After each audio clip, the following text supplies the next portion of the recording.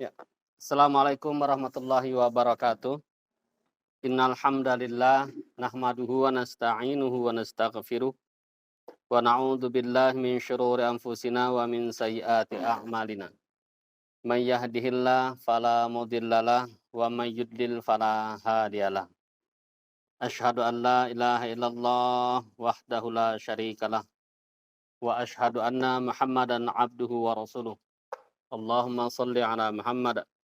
فقال الله تعالى في كتابه الكريم أعوذ بالله من الشيطان الرجيم يا أيها الذين آمنوا اتقوا الله حق تقاته ولا تموتن إلا وأنتم مسلمون وقال رسول الله صلى الله عليه وسلم اتقوا الله حيثما كنت وأتبع السيئة الحسنة تمحوها وخالق الناس بخلق حسن. Alhamdulillah. Ya, ibu-ibu sekalian, saya beberapa pekan nih lah fokus menyampaikan tentang Quran surah Ali Imran ayat 102 dan 103. Ini ayat yang paling sering kita kita kaji dan kita ulang-ulang, bahkan sebagian sudah hafal kali ya. A'udzu billahi minasy syaithanir rajim. Ya ayyuhalladzina amanu taqullaha haqqa tuqatih. Ittaqullaha haqqa tuqatihi wa la tamutunna illa wa antum muslimun. Wa'tasimu bihablillahi jami'an wa la tafarraqu. Wadhkuru ni'matallahi 'alaikum idh kuntum a'da'an fa'alafa baina qulubikum fa'asbahtum bini'matihi ikhwana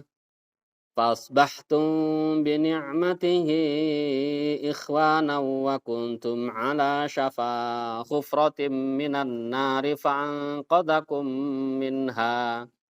Kadzalika yubayyinullahu lakum ayatihi la'allakum tahtadun. Nah, ini Masya Allah, ini ayat memang kalau kita hayati sebagaimana sifat Al-Quran gitu ya, karakteristik Al-Quran, itu selalu menemukan hal-hal yang luar biasa. Dan kami menghayati ini ayat sungguh luar biasa. Subhanallah. Kita mulai dari ayat yang ke-102. Ayat Allah dalam Al-Quran, perintah Allah dalam Al-Quran yang berhubungan dengan takwa itu memang sangat banyak. Ibu-ibu kira-kira pernah berpikir enggak? Seperti ini mikirnya nih. Ibu-ibu pasti pernah kan diperintahkan sama suami satu hal yang berkali-kali? Pernah nggak kira-kira? Padahal itu udah berkali-kali tapi sering diperintahkan. Atau mungkin kita nih, kita nyuruh ke anak kita berkali-kali. Pernah nggak ibu-ibu yang nyuruh ke anak itu berkali-kali? Anak yang udah besar lah, kalau yang kecil sih memang harus berkali-kali. Anak yang sudah besar, yang udah baligh. Nah, sering diperintahkan anak tuh. Berkali-kali kan? Dan kita sering suka mikir gini, "Ngapa sih kok nggak paham-paham?" Gitu kan? Ya. Nah, pernah nggak ibu-ibu kira-kira sekarang berpikir begini, kenapa sangat banyak ayat dalam Al-Quran itu yang perintahnya tuh takwa? Kira-kira kita mikir nggak? Ngapa sih ya Allah kok sering kali disuruh kita ini bertakwa? Ya kan? Nah, ini Masya Allah. Ini Allah, Rob kita, pencipta kita. Allah itu adalah zat yang tahu persis manusia ini seperti apa. Salah satu sifat manusia itu suka lupa. Lupa itu masih mending. Apa beda lupa dengan lalai? Lupa, lalai, durhaka, maksiat. Lupa, lalai. Kalau lupa dengan lalai apa bedanya? Yang kira-kira agak bagus sedikit mana? Lupa. Kenapa bagus sedikit? Nah, tuh ibu-ibu yang ngomong tuh pasti dia sudah lupa tuh. Kali lah. Semuanya kita suka lupa. Ya, karena lupa itu kita tak ingat kan, ya mana lupa ya pasti tak ingat. Maksudnya kalau lupa itu kita itu memang sedang tidak menyadari Manusia itu suka begitu. Dia suka lupa sesuatu yang berkali-kali ditekankan, diperintahkan, disuruh. Bahkan seringkali hal tersebut hal yang sangat penting yang berhubungan dengan dia. Dia suka lupa. Masih mending kalau lupa, kata ibu tadi itu, kata kita semua. Masih mending kan kalau lupa. Walaupun kalau keseringan lupa itu mesti ada masalah dengan dirinya. Ibu-ibu kira-kira lupa itu kenapa? Sebentar, saya contohkan begini. Ibu-ibu sedang ingin mendapatkan hadiah.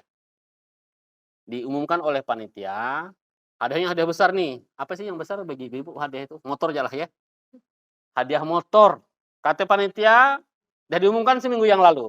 Ibu-ibu, seminggu depan tanggal segini, jam segini, di sini kita akan mendapatkan hadiah. Kalau ibu tak datang, tak dapat hadiah. Ibu-ibu kira bakal ingat nggak? Lupa kayak ingat. Kenapa ingat? Kenapa ingat? Karena itu sesuatu yang sangat penting sekali. Ya kan? Bayangkan kalau kita tak hadir tepat waktu, motor kita itu hilang, tak dapat. Jadi kita akan catat betul, kita perhitungkan betul, kita rancang betul, jangan sampai tepat waktunya kita kehilangan momentum barang ini. Itu jadi poinnya apa di sini? Kenapa kita lupa? Biasanya kita melupakan sesuatu itu, kita sudah kehilangan momen, kita kehilangan makna dari sesuatu tersebut. Nah, artinya kalau orang sering lupa itu mesti bermasalah di dirinya. Dia tidak menganggap sesuatu tersebut hal yang sangat penting. Tetapi memang Rasul juga pernah lupa. Bukan Rasul kehilangan momen, bukan. Ya memang sifat manusia lupa. Kalau sekali-kali masih wajar. Kalau berkali-kali perlu dipertanyakan. Oke. Jadi Allah perintahkan kita, ayat ini nih, untuk sering bertakwa, untuk bertakwa dalam banyak ayat, karena Allah Maha tahu kita nih manusia suka lupa. Oleh karenanya, jangan merasa jenuh kita kalau ketemu lagi sama ayat bertakwa. Karena itu mesti kita perlukan. Kita ini sangat perlu untuk diperintahkan bertakwa. Sangat perlu diperintahkan lagi untuk ibadah. Sangat perlu diperintahkan lagi untuk taat dan seterusnya. Sangat perlu itu. Kenapa demikian? Karena kita itu sangat mudah lupa. Kalau meningkat dikit lagi nih, kualitas jeleknya gitu ya. Lupa kan agak mending nih. Kualitas jeleknya, lalai. Ibu-ibu kalau lalai itu gimana? Lalai saya contohkan tadi, dapat hadiah tuh. Dia tahu barang itu penting, tapi sama dia udahlah, tak apa-apa, bah, saya lambat-lambat dikit. Nah, ada unsur kesengajaan kan? Tak dapat di barang tadi itu. Itu karena unsur kesengajaan. Kenapa demikian? Karena dia melalaikan. Jadi lalai kualitasnya sudah buruk. Meningkat lagi. Durhaka. Apa ibu kalau durhaka itu? Orang durhaka tuh tahu nggak bahwa itu buruk? Ingat nggak bahwa itu jelek? Tapi dia tinggalkan atau dia kerjakan. Ini orang durhaka. Makanya kalau ada orang tuh meninggalkan sholat, kita lihat dulu. Atau dia tidak sholat satu ketika gitu kan. Kita lihat dulu. Apakah dia lupa, apakah dia lalai, atau dia durhaka. Jadi kita perlu Allah perintahkan, Allah ulang-ulang kalimat ittaqullah. Seperti itu. Oke, kami sudah sering sampaikan tentang takwa. Jadi tidak usah kita bahas lagi seperti apa itu orang yang bertakwa ya. Ibu-ibu nanti mungkin ada tesnya lah kali. Takwa itu seperti apa. Oke, lanjut berikutnya.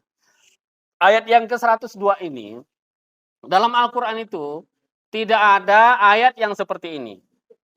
Tapi memang ayat Al-Quran itu memang masing-masing ayat itu memiliki kekhususan dan keunikan masing-masing. Keistimewaan masing-masing.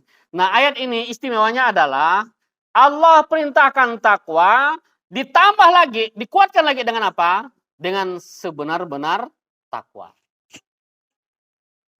Padahal ibu-ibu sekalian, takwa saja itu sudah merupakan sebenar-benar amal. Sebenar-benar iman. Ada orang yang dia asik bermain sepak bola. Kira-kira sepak bola itu hukumnya haram apa boleh? Boleh. Dia main sepak bola, pokoknya dia karena saking hobinya, dia tiap hari, tiap sore dia main sepak bola. Nah, sekarang bagaimana posisi orang bertakwa kalau begini? Orang yang bertakwa itu, dia sudah bicara tentang kualitas hidup. Jadi itu takwa itu sebenarnya memang orang yang meningkat dari meninggalkan yang buruk menuju kepada perbuatan yang lebih baik. Kalau orang bertakwa itu begini, mana yang lebih baik? Dia mengikuti hobinya main bola atau dia lakukan perbuatan yang lebih manfaat. Contohnya mungkin baca buku atau mungkin yang suka menghafal Quran dia menghafal atau mungkin dia silaturahim. Main bola tidak dosa kan? Tidak haram, tidak. Tetapi orang yang bertakwa itu dia lebih mengarah kepada kualitas hidup. Karena ada kata Rasul seperti ini. Sebuah hadis menyebutkan begini. Kamu tidak akan sampai pada derajat takwa sebelum kamu meninggalkan hal-hal yang diperbolehkan karena khawatir jatuh kepada kemaksiatan. Ada kemaksiatan, jenis kemaksiatan itu yang terjadi karena kita terlalu mengikuti hal-hal yang diperbolehkan. Ada. Main bola boleh? Boleh, tidak ada larangan. Tapi satu ketika kalau main bolanya sudah sampai meninggalkan ta'alum, sudah sampai melalaikan sholat, maka dia jatuh menjadi dosa. Dan soal haram tak haram nanti kita urus, Bu. Pokoknya dia dosa dulu. Ya, silakan. Ya, Ibu begitu. Jadi, kalau takwa dia sudah membicarakan tentang kualitas hidup. Contoh, terus yang berikutnya lagi. Nanti kita akan bahas sampai pada hal ini ya, akhlak ya. Dalam Al-Qur'an itu Allah sebutkan begini. Ayatnya langsung ya, surah Al Imran ayat yang ke-133. A'udzubillahi minasyaitonirrajim. Alladzina yunfiquna fis sarra wad-dharra wal kaziminal ghaidha wa 'afina 'anil nas. Allah sebutkan begini, Allah terangkan tentang orang-orang yang bertakwa. Yang pertama, alladzina yunfiquna fis sarra wad-dharra. Kata Allah, ciri orang yang bertakwa itu adalah orang-orang yang berinfak ketika situasi sempit dan lapang. Ibu kira-kira kalau kita tidak berinfak dalam situasi sempit, dosa nggak? Nggak dosa. Ibu-ibu sedang sempit sekali. Uangnya sangat terbatas. Satu ketika ternyata ada anjuran infak. Dosa nggak ibu kalau tidak berinfak kala itu? Nggak dosa. Tetapi orang yang bertakwa itu, alladzina yunfiqu fis-sarra wad-dharra. Kalau dia ingin meningkatkan keimanan, dari hanya sekedar terlepas dari kewajiban, dia meningkat lagi sampai pada derajat takwa, maka dia infakkan hartanya di jalan Allah. Kenapa demikian? Karena salah satu sifat orang yang bertakwa itu berinfak di kala sempit dan lapang. Orang yang berinfak di kala sempit itu, ibu-ibu, beda nggak imannya, kualitas iman antara orang yang berinfak di kala sempit dengan orang yang berinfak ketika sedang lapang. Imannya kira-kira sama apa tidak?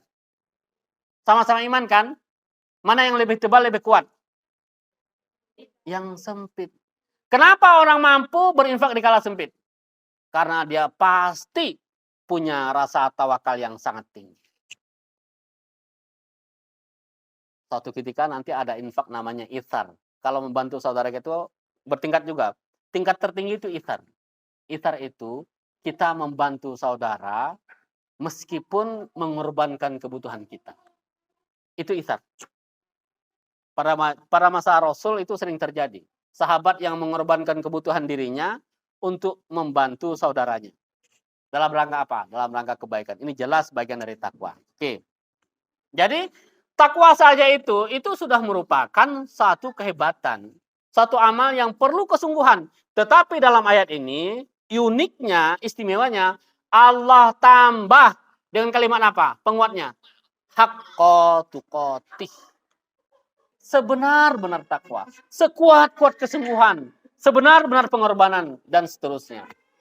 Itu istimewanya ayat ini. Jadi ibu, kalau dalam hal kesungguhan itu tidak ada batas. Ya memang kerjaan orang di dunia itu adalah bersungguh-sungguh. Kalau kita beramal batasnya apa? Sakit. Kalau sakit berhenti beramal, begitu? Tidak ada. Tidak ada. Cuman berubah amalnya. Ya, kalau berubah ya. Tapi kalau berhenti beramal enggak ada. Justru orang yang sakit itu sangat perlu sekali, sangat butuh sekali rahmat dari Allah dan pahala dari Allah Subhanahu wa taala. Makanya tetap beramal. Batas kita beramal itu adalah mati. Wala tamutunna illa wa antum muslimun, dan jangan kalian mati. Kita ini semuanya dibatasi dengan kematian. Ibu-ibu sekalian, dimensi gitu ya, dimensi ukhrawi. Apa mulai dimensi ukhrawi? Kita ini kan beramal untuk akhirat kan, ya kan? Untuk dunia apa untuk akhirat? Dua-duanya lah, Bu. Memang enggak perlu Ibu dapat fadilah di dunia. Perlulah. Kan sering kita berdoa, "Ya Allah, saya ini lagi perlu rezeki." Salah satu contohnya adalah sholat duha. Lantas kemudian dengan sholat duha kita mohon kepada Allah kemudahan rezeki, boleh nggak? Boleh, nggak masalah. Memang ada hadisnya kok. Niatnya karena Allah, fadilahnya apa? Berkah dari langit dan bumi, termasuk diantaranya murahnya rezeki. Seperti itu. Tetapi sandaran utamanya itu adalah balasan di akhirat nanti. Apa? Mulai dimensi ukhrawi itu apa mulainya? Apa perang mahsyar yang disebut ukhrawi? Hanya itu. Dimulai dengan kematian. Dimulai dengan alam barzakh. Itu dimensi ukhrawi. Karena pada saat itu, dimensinya itu sudah bukan milik kita. Bukan dimensi amal, bukan dimensi perbuatan, bukan. Dimensinya sudah berubah. Dimensi ukhrawi. Dimulai dengan alam barzakh. Yang pada saat itu sudah dimulai pertanggungjawaban amal kita. Dalam satu ayat dalam Al-Quran yang sering kita ulang itu, Maliki Yaumiddin, Raja di hari kemudian. Ini dimensi, mewakili seluruh dimensi ukhrawi. Ibu-ibu kalau baca Maliki Yaumiddin, yang terbayang di kita itu bukan hanya padang mahsyar, pertanggungjawaban bukan, kematian. Karena itu yang memutus segalanya. Yang memutus doa kita, memutus amal yang kita perjuangkan, memutus ketakwaan. Yang takwa kita bicarakan nih, putusannya itu mati. Begitu mati selesai. Tidak lagi bicara tentang ittaqul haqqa, tidak ada lagi itu. Selesai sudah. Nah, makanya di dunia kita bicara tentang ini. Oke. Jadi kata Allah, jangan mati kecuali dalam keadaan muslim. Oleh karena itu persiapkan benar agar kematian kita selalu dalam kerangka keislaman. Terus ibu-ibu yang dimuliakan Allah, nah ini Masya Allah. Ayat yang berikutnya, ini sebenarnya ayat yang sudah berubah titik tekannya. Kalau tadi kira-kira ayat yang ke-102 ini titik tekannya ke siapa? Ke orang lain atau ke diri kita? Diri kita. Ayat yang ke-102, Allah perintahkan kepada kita secara individu untuk menguatkan kualitas ketakwaan kita. Ini perintahnya individu nih. Jadi kita bicara tentang diri kita. Agar apa? Agar takwa dengan sebenar-benar takwa. Agar mempersiapkan kematian secara individu kita. Jangan sampai mati, jangan sampai terpleset. Mati kita dalam keadaan muslim. Gitu. Nah, lanjut ayat yang berikutnya. Ibu-ibu sekalian, ini ayat bicara tentang persatuan dan ukhuwah. Allah perintahkan wa'tasimu bihablillahi jami'a wala tafarraqu. Kata Allah, dan berpegang teguhlah kepada tali agama Allah. Saya menggunakan terjemah Depak ya. Jami'an secara berjamaah, ini terjemahannya bukan Depak. Berdasarkan tafsir. Wala tafarraqu, dan janganlah berpecah belah. Allah perintahkan kepada kita untuk hidup berjamaah. Ini perintah apa bukan ibu-ibu sekalian? Berpegang teguh kepada tali Allah seraya berjamaah. Ini perintah kan? Apa larangan pertama yang Allah sebutkan? Setelah perintah ini apa larangan pertama? Wala tafarraqu. Jangan berpecah belah. Kalau kita lanjutkan pada ayat-ayat berikutnya, ternyata larangan ini Allah ulang lagi pada ayat yang keberapa? Ayat yang ke-105. Wala takunu kalladzina tafarraqu wakhtalafu min ba'di ma ja'ahumul bayyinat wa ulaika lahum adzabun azim. Ibu-ibu, ini perintahnya satu. Perintah untuk hidup berjamaah ini menggunakan tadi ayat di kalimat pertamanya. Tetapi Allah tekankan, Allah larang dengan 2 kali larangan. Bahkan dengan 3 kata yang berkaitan dengan kebalikannya. Wala tafarraqu, dan ayat yang ke-105 Allah ulang lagi, wala takunu kalladzina tafarraqu wakhtalafu mim ba'di ma ja'ahumul bayyinat. Ini timbul lagi pertanyaan kita nih. Kenapa sih ya Allah? Begitu kita diperintahkan hidup berjamaah, bersatu padu, kenapa langsung dilarang berpecah belah? Sampai 2 kali larangannya. Jadi gini, Allah perintahkan kepada kita untuk hidup berjamaah itu dengan menggunakan kata larangan. Lebih banyak itu. Kalau kita hayati itu banyak ayat-ayat atau dalil-dalil jamaah itu menggunakan kalimat larangan. Seperti dalam Quran surah Al-An'am 159 itu jangan larangan, atau surah Ar-Rum juga dengan wala takunu minal musyrikin minal ladzina farraqu dinahum wa kanu syi'a gitu ya, dan seterusnya. Ini enggak ada kata jamaah di situ, tapi ini dalil jamaah. Jadi menggunakan kata kebalikannya. Ibu sekalian, ini Allah Maha tahu. Allah Maha tahu kita. Allah Maha tahu manusia itu punya hasrat yang sangat besar untuk berselisih paham, bercerai-berai. Manusia itu punya hasrat yang sangat besar untuk itu. Bahkan lebih besar daripada kesadarannya untuk hidup bersatu padu berjamaah. Saya contohkan begini. Ini kan Allah kan intinya untuk nyuruh kita ini berjamaah, tapi menggunakan kalimat larangan. Saya kasih contoh begini. Kalau ada anak kita nih, ini contohnya berulang-ulang nih. Anak kita suka berbohong. Lawan kata bohong apa, Bu? Jujur. Jadi kita pengen kan anak kita jujur nih. Kita pengen anak kita jujur. Tetapi dia sangat suka berbohong. Kira-kira nasihat yang cocok untuk dia yang tepat sekali itu pakai kalimat apa? Kalimat perintah. Pokoknya, wahai anak, engkau jujurlah. Itu kan kalimat perintah tuh. Atau kalimat langsung ke titik persoalan. Nak, jangan bohong. Kira-kira yang anak kita dengar tuh apa? Yang pertama apa yang kedua? Yang kira-kira langsung masuk ke dia. Anak kita ini paling suka bohong. Kalau kita suruh dia jujur, mungkin tak nyampe ke dia. Tapi kalau kita langsung perintahkan dia, atau kita larang dia berbuat bohong, nah, kena ke dia. Jadi Allah tuh begitu. Allah Maha tahu. Kita nih hasrat untuk berpecah belah itu sangat tinggi. Termasuk orang yang sudah dihimpunkan oleh Allah, dipersatukan oleh Allah, itu pun punya hasrat yang besar untuk bercerai-berai, berselisih paham. Nah, oleh karena itu, ibu-ibu sekalian, ini kita pahami bahwa Allah Maha tahu dengan kita.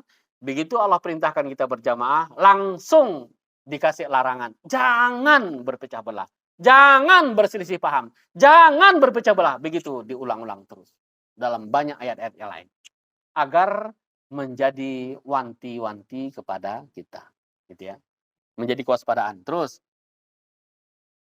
Wa'tasimu bihablillahi jami'a wa la tafarraqu. Wadhkuru ni'matallahi 'alaikum idh kuntum a'da'a fa'alafa baina qulubikum fasbahtum bini'matihi ikhwana. Ini ayat sangat ukhuwah.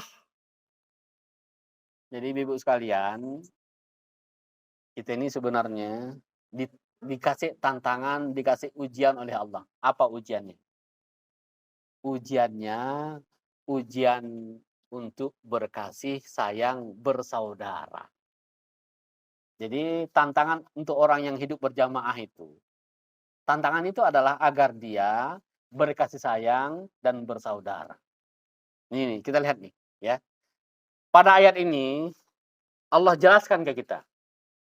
Wadhkuru ni'matallah 'alaikum idh kuntum a'da'a. Kata Allah, ingat terhadap nikmat Allah yang dulu kamu itu satu-satu hidup membutir, bahkan ada sebagian satu sama lain hidup saling bermusuh-musuhan. Jadi ibu sekalian, orang yang tidak terhimpun dalam kehidupan berjamaah itu memang ada kecenderungan untuk hidup membutir. Harusnya begitu. Karena dia bisa memilih. Kalau kita itu sebenarnya, kalau orang yang tidak ada ikatan gitu ya. Tidak ada ikatan kan orang tuh boleh memilih kan dalam satu gang, dalam satu komplek. Tidak ada ikatan satu sama lain sama dia. Dia tak suka dengan si Fulan, ya udah, dia tak mau tegur, aman bagi dia. Nah sekarang kebalik. Tiba-tiba si Fulan itu masuk dalam keluarga kita. Boleh nggak kita bilang begitu? Tak boleh, nanti kita yang lucu. Nah ini sekarang orang yang sudah hidup berjamaah itu Allah persaudarakan. Tetapi yang pilih itu siapa? Siapa yang pilih? Ada orang-orang menjadi saudara kita. Siapa yang pilih? Allah yang pilih. Kalau ibu-ibu yang milih mau yang seperti apa? Kalau kita yang milih, kalau saya yang milih nih, orang yang dipersaudarakan dengan saya, kalau saya yang milih, saya maunya orang itu sangat memahami saya. Gitu kan? Sangat rohama. Dan kaya serta suka nak jamin kalau kemana-mana. Kalau kita yang pilih. Gitu. Memang manusia itu ibu-ibu sekalian, salah satu penyebab galau itu saya pernah dapat ini gitu ya. Saya kasih kajian kemarin kepada muslimat akhwat-akhwat kita ya. Salah satunya penyebab galau itu adalah karena kita sering menuntut orang lain untuk memahami kita. Persoalan ukhuwah itu yang paling banyak ini. Kita tuh suka begitu. Termasuk maaf dalam hubungan suami istri. Pokoknya prinsipnya hubungan manusia satu sama manusia lain, apapun jenis hubungannya. Kita secara individu seringkali memerintahkan, mengharapkan orang lain, pahamlah dengan saya. Saya nih kalau warna suka warna merah. Saya kalau makan suka tak pedas. Saya, nah itu dah tuh, pokoknya saya semua. Ngapa dia tak suka warna merah? Ngapa dia milihkan saya warna biru? Nah, suka begitu kan? Itu contoh yang mudah. Tapi contoh yang besar banyak lagi tuh. Intinya, kita mengharapkan orang lain paham dengan saya. Ibu-ibu kira-kira kalau gini model gitu, jadi nggak ukhuwah itu? Iya kata saya, sana dia gitu kak? Tak jadi. Makanya ukhuwah itu, nanti kita, ya ukhuwah itu sebenarnya kembali ke diri kita. Makanya tadi itu sebenarnya ayat yang ke-102 itu, Allah itu memerintahkan kepada kita, tuntaskan dirimu.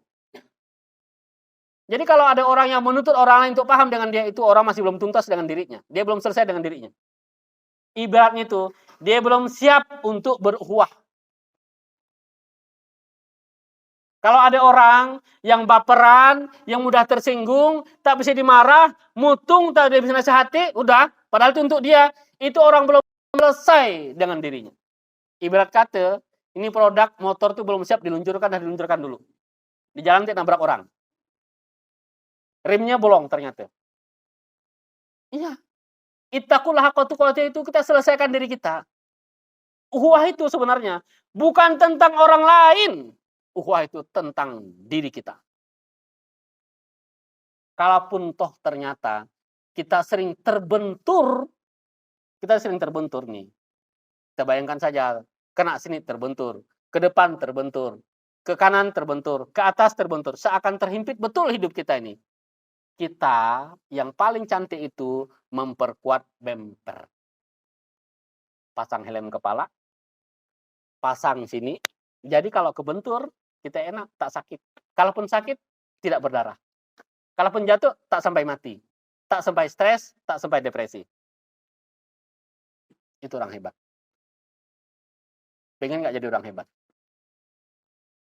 Ibu-ibu pengen jadi orang hebat?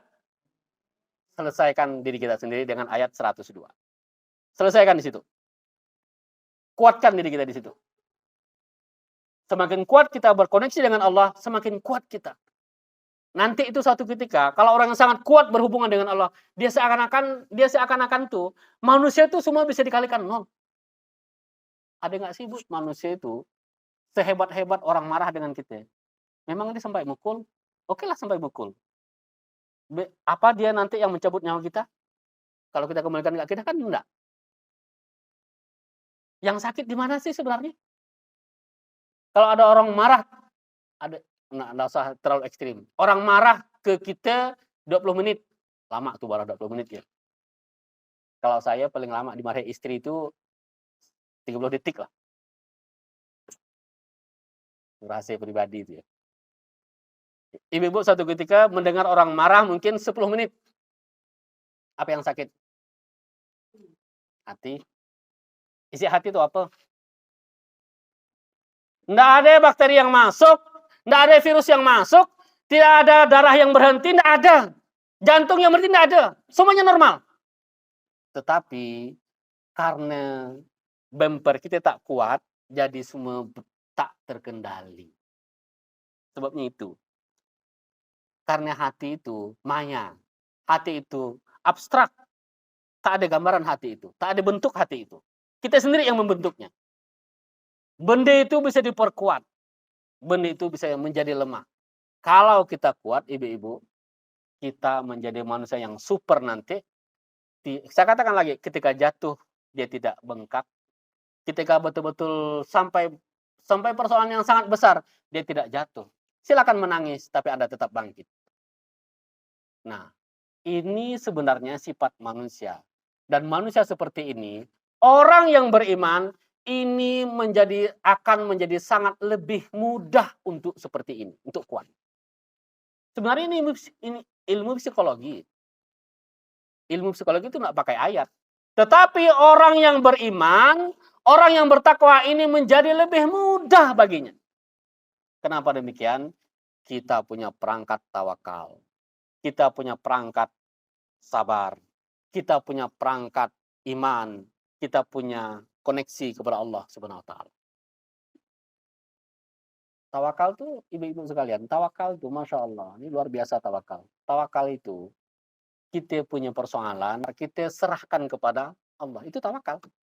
Kita perkuat kesabaran, bahkan kalau tidak mampu benar, ada namanya tawakal. Tawakal itu artinya kita mewakilkan urusan kita kepada Allah. Jadi kita punya persoalan, kita yang sakit, tetapi kita serahkan seutuhnya kepada itu tawakal. Tidak ada dalam konsep lain. Makanya indah sekali Islam itu. Kuat sekali kita.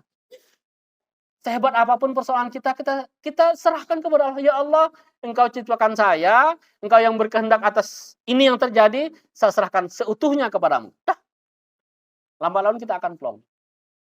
Nah, oke, sedikit menyentuh kepada persoalan psikologi. Ibu-ibu, kita masih lanjut ya. Terus ini masih berhubungan dengan ukhuwah. Jamaah. Ayat yang tadi itu ibu-ibu sekalian, itu Masya Allah.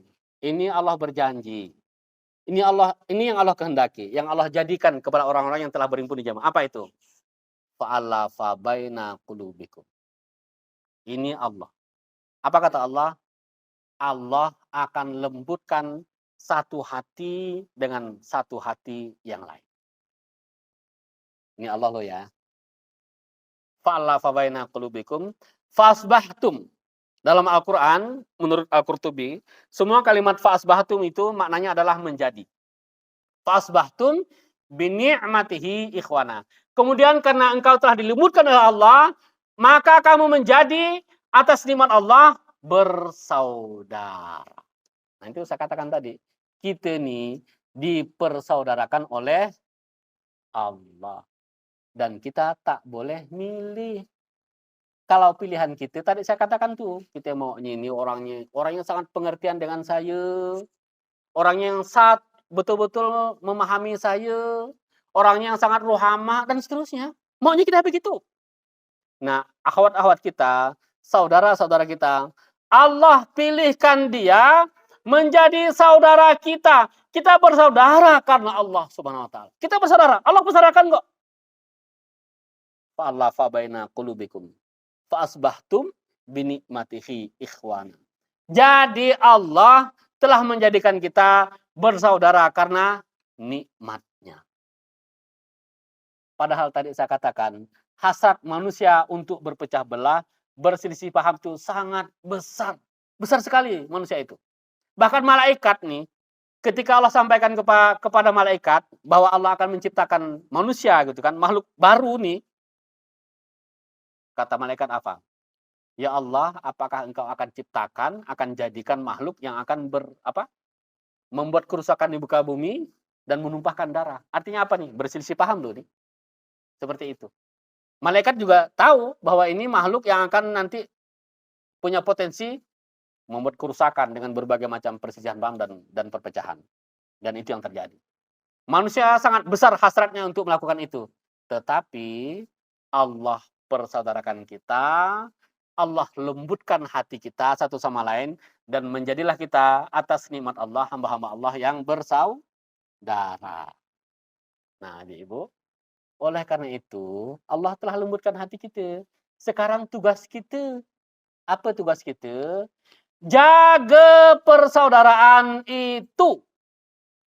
Satu-satunya yang menghendaki, menginginkan untuk pecahnya persaudaraan itu adalah siapa? Siapa, Bu? Setan. Syaiton. Ya. Tugas utama setan itu adalah mencerai-beraikan manusia. Semua ikatan kasih sayang yang Allah telah jadikan itu, tugas pertama setan itu adalah mencerai-beraikannya. Tugas utamanya begitu. Oleh karena itu, jaga betul. Nah, cara jaganya gimana? Cara jaganya gimana? Kita mulai kembali lagi kepada ayat 102. Kita selesaikan urusan kita masing-masing. Oleh karena itu, yang paling dulu kalau bicara tentang ukhuwah adalah introspeksi diri. Selalu begitu. Itu alangkah indahnya suatu ikatan yang diisi oleh manusia yang selalu suka introspeksi dirinya sendiri. Kalau dibalik, bisa sangat berbahaya. Bagaimana kalau dibalik? Harusnya orang mengintrospeksi dirinya sendiri. Tapi kemudian dia balik nih. Manusia sebuah ikatan, satu jamaah, isinya adalah manusia yang paling suka mengoreksi orang lain. Nah, ini alamat berbahaya. Dia bilang si Fulan tuh, dia itu Fulanah itu, dia itu suka begini. Tak cocok tuh, tak bagus orangnya. Siapa yang dikoreksi sama dia? Dirinya apa orang lain? Orang lain. Yang tadi itu jadi sasaran juga begitu. Tak bisa lah. Kalau dia tak boleh. Tak bagus dia. Ibu-ibu sekalian, ini kesalahan levelnya itu 1,5. Harusnya itu hilang dengan waktu. Nggak usah nak kita minta maaf. Kalau 1,5 itu, saya anggap ini ukuran lah ya. Kita bikin ukuran kesalahan itu. Kalau kita punya kelas dengan saudara kita bikin ukuran. 1 sampai 10. Yang paling parah itu 10. Kalau 10 itu kita mau ngamuk, mau ninju dia. Kalau 10. Kalau 1,5 artinya ini kesalahan kecil. Ini kesalahan sebenarnya bisa hilang dengan sendirinya, dengan waktu. Tetapi kalau kita suka koreksi orang lain, yang 1,5 ini nambah apa berkurang? Kenapa demikian? Karena kita akan pasti menemukan kesalahan, kekeliruan, keburukan orang lain. Iya enggak? Kenapa demikian? Karena manusia itu memang tidak ada yang sempurna. Celakanya lagi, kita sangat mudah menemukan keburukan orang lain, terutama orang yang dekat-dekat dengan kita. Konsep ukhuwah tidak begitu. Kalau ukhuwah itu konsepnya tertuju kepada orang lain, itu bukan ukhuwah. Dan lambat laun jamaahnya itu bisa rusak, bisa hilang. Bukankah jamaah itu adalah al-jama'atu rahmah wal furqatu azab. Ini azab isinya nih. Kalau kita hidup berjamaah, tetapi isinya itu adalah saling sikut, saling pandang orang lain, saling ghibah, gitu kan. Lama-lama kemudian saling tak tegur-teguran, itu bukan sedang berjamaah kita. Jangan-jangan kita sedang meniti perjalanan menuju azab Allah. Na'udzubillah min dzalik. Kerjaan orang jamaah itu adalah mengumpulkan tanda-tanda rahmat Allah. Jadi ibu-ibu sekalian, kerjaan kita di jamaah ini adalah bikin alasan sebanyak-banyaknya agar kita layak dirahmati oleh Allah Subhanahu wa taala. Gitu kan? Kalau pingin nih rumah tangga kita nih, rumah tangga yang bagus, hebat gitu kan di sisi Allah, maka cari alasan agar rumah tangga ini dirahmati oleh Allah Subhanahu wa taala. Cari alasan. Tentu namanya kita ini banyak kekeliruannya, banyak kelemahannya. Tentu itu. Jadi kita maunya seperti ini, tiba-tiba yang terjadi begini, gitu kan? Maunya kita ini ukhuwahnya mantap. Tiba-tiba yang terjadi begini. Bagaimana tuh Ustaz? Gimana kira-kira? Lah memang sebenarnya itu di jamaah itu kelebihannya itu adalah apa itu? Di jamaah itu semuanya ada solusi. Bahkan dosa yang paling besar pada masa Rasul ada solusinya. Apa itu? Ada ada muslimat yang berzina, bahkan dia sudah menikah ya, yang apa? Ghairu muhsin gitu. Dia sudah menikah gitu kan. Dia ngelapor kepada Rasul. Ada solusi nggak? Ada solusinya. Solusi untuk apa? Solusi untuk tobat itu ada. Jadi selalu ada solusi. Jadi kalau di kita kemudian terjadi clash ukhuwah, itu ada solusinya. Kebalikannya apa? Apa caranya? Ya kita lakukan kebalikannya. Kalau sedang clash, ya silaturahim. Saya mau tanya ibu-ibu sekalian, suka nggak kalau orang silaturahim ke rumah gitu? Kalau tidak suka juga nggak masalah, nggak dosa. Karena pada masa Rasul ada ayatnya juga kan, kalau sampai diatur oleh Allah nih, kalau orang mengucapkan salam ke sebuah rumah dan orang nggak jawab 3 kali, ya udah kita pulang. Mungkin orang nggak siap menerima tamu. Artinya dia belum siap saat itu gitu kan. Suka kan silaturahim? Sekarang saya pilihkan begini. Ini anggaplah ini terjadi. Ada orang yang sedang clash dengan ibu.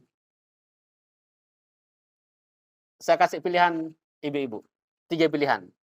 1, orang tersebut yang ibu inginkan gitu ya. Orang tersebut tetap seperti sedia kala, tidak saling tegur. 1. Yang kedua, orang tersebut tegur sapa tapi dalam hati masih clash. Yang ketiga, orang tersebut datang silaturahim ke rumah kita. Kira-kira ibu-ibu pilih yang mana? Padahal itu orang tidak suka loh. Orang itu tidak kita suka. Tetap ditutupkan pintu atau dibukakan pintu? Tutupkan pintu. Aduh, sakit juga kalau gini. Iya. Kalau konsep ukhuwah, tapi gini, tapi kita lihat konteksnya ya. Kalau kesalahannya itu kesalahan yang bisa dimaafkan, kan ada kesalahan yang tidak bisa dimaafkan. Harus dengan tobat tersendiri. Tapi dengan kesalahan yang bisa dimaafkan, maka konsep yang terbaik itu adalah menjalin silaturahim. Dan Rasul memberikan tantangan kepada siapapun, apabila clash dengan seseorang, maka Rasul kasih pilihan. Ingat, takwa tadi itu adalah orang yang meningkatkan kualitas. Kalau ingin mengejar nilai takwa, nilai terbaik, kualitasnya adalah siapa yang paling dulu menyambung persaudaraan atau bersilaturahim. Itu yang terbaik.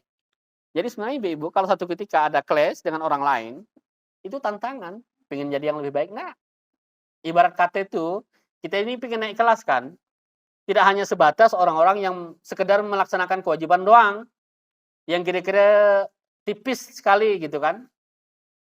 Geser dikit bisa masuk ke lembah kemaksiatan gitu. Nah, kalau sampai pada level takwa, itu orang yang meningkat kualitasnya. Bagaimana kualitasnya? Orang yang berusaha mengejar kebaikan. Dikasih tantangan oleh Allah, dia mengejar kebaikannya. Seperti itu.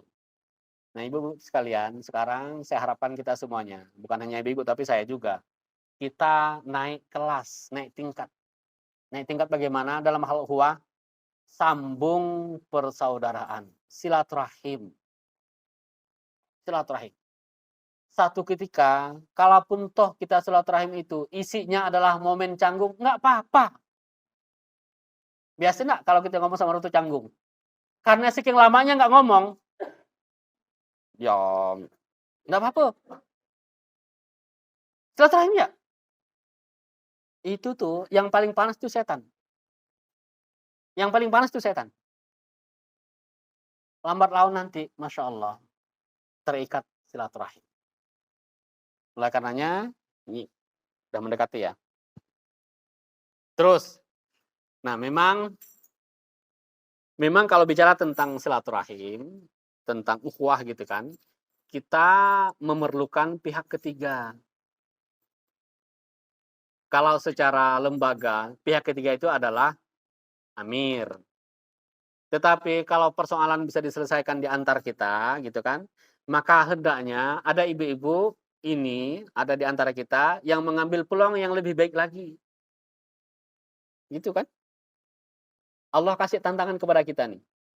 Allah kasih tantangan kepada kita, ada 2 orang sahabat kita yang sedang bertengkar. Yang si A dekat dengan kita, si B juga dekat dengan kita. Si A sama si B berkelahi. Kira-kira siapa yang punya peluang untuk mendamaikan? Kita. Karena kita dekat dengan si A, dekat dengan si B. Ibu-ibu, kita dikasih peluang oleh Allah untuk beramal soleh, mendamaikan saudara kita. Itu pahalanya sangat besar. Innamal mu'minuna ikhwatun fa'aslihu baina akhwaikum. Sesungguhnya kata Allah, orang yang beriman itu tidak lain dan tidak bukan adalah bersaudara, maka damaikanlah antar saudaramu itu. Jadi ibu-ibu sekalian, kami sangat berharap ya. Saya ini sebenarnya bukan hanya di sini, di mana-mana. Kita ini memang sedang teruji oleh Allah tentang ukhuwah kita. Kalau di jamaah ini kan ada amir, ada makmum. Antar makmum dengan amir juga begitu. Antar amir sesama amir juga ada yang seperti itu. Antar makmum dengan makmum juga seperti itu. Kalau kita bikin klub yang lebih kecil lagi, ada antar istri dengan suami juga ada yang seperti itu. Antar saudara satu dengan saudara lain juga ada yang seperti itu. Dan seterusnya. Kita sedang diuji oleh Allah dengan persaudaraan ukhuwah. Padahal tadi, Allah pilihkan si fulan ini menjadi orang yang dipersaudarakan dengan kita. Allah pilihkan kok, Allah kasih tantangan. Harusnya ini kan kita berkawan, sampai mati kita berkawan dengan dia. Tetapi ternyata, naudzubillah min dzalik, sampai nanti kita di hadapan Allah, Allah kasih ini. Kita ini Allah kasih PR. Kau ini hidup di dunia. Ada amal, ada pahala sosial namanya. Pahala silaturahim, pahala interaksi. Sebaliknya juga ada dosa interaksi. Allah kasih PR kepada kita, semua orang yang berinteraksi dengan kita, Allah akan minta pertanggungjawaban. Ada nggak dosa-dosa adami di situ? Ada nggak hak-hak orang adami, hak-hak adami di situ? Ada nggak orang yang tersinggung dengan perbuatanmu yang itu tergolong dosa? Ada nggak itu kemaksiatan sosial yang kamu bersisi paham yang tidak sampai selesai nanti di akhirat? Ada nggak seperti itu? Saya sangat khawatir nanti. Begitu nyampe kita meninggal dunia, sholatnya bagus, ngajinya bagus, semuanya bagus, bahkan hajah. Na'udzubillah gitu ya, tapi hajah enggak, mudah-mudahan. Bahkan semuanya bagus. Tapi ternyata dia kenanya di dosa silaturahim. Alangkah ruginya. Dia berinteraksi dengan tetangga, berinteraksi dengan si fulan, berkawan dengan si A. Semuanya ada kelas-kelas dosa-dosa sosial di situ.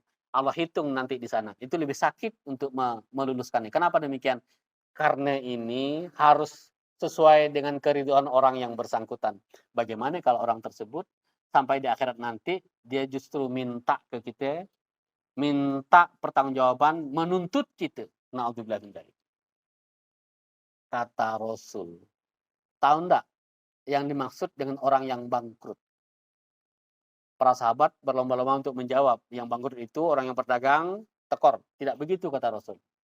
Orang yang bangkrut itu orang yang meninggal dunia membawa amal yang sangat banyak di hadapan Allah. Tetapi ternyata sangat banyak dosa-dosa antar satu sama yang lain. Dosa sosialnya banyak sekali. Sehingga orang tersebut meminta pertanggungjawaban, menuntut kepada Allah. Allah atas keadilannya menyerahkan amal kita kepada si fulan yang menuntut ke kita. Semuanya menuntut ternyata banyak sekali. Sampai habis amal kita, lantas kemudian Allah timpakan dosa si fulan kepada kita. Karena tidak ada lagi amal untuk membayar dosa tersebut. Na'udzubillah. Karena apa itu? Ada orang yang tersinggung dengan kita karena kesalahan kita. Ada orang yang seharusnya kita maafkan. Ada orang yang harusnya itu selesai urusan di dunia, tapi tidak beres di dunia. Tidak selesai urusan kita. Urusan silaturahim tidak selesai. Padahal tadi saya katakan, ini Allah titipkan kepada kita orang-orang yang dipersaudarakan atas nama Allah. Tetapi tidak selesai. Nanti di akhirat Allah akan minta pertanggungjawaban. Para hamba Allah sekalian, kita berharap amal kita ini tak banyak. Saya sangat yakin di akhir zaman ini tidak mudah beramal. Tetapi ada satu amal yang ini sebenarnya sangat mudah kita lakukan di jamaah, apa itu?